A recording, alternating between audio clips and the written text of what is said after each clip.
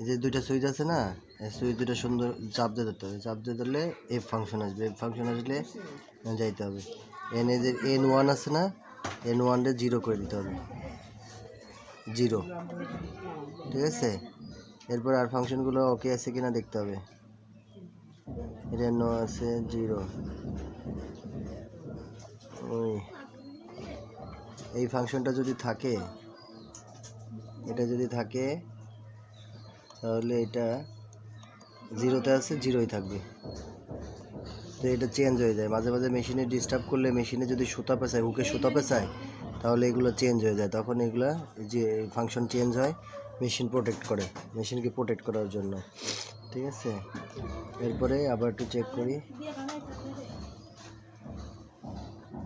এই যে এন হবে আপনারটা, এটাতে G1 আছে, 1 আছে, এটা দুইটা চাপ দিয়ে ধরে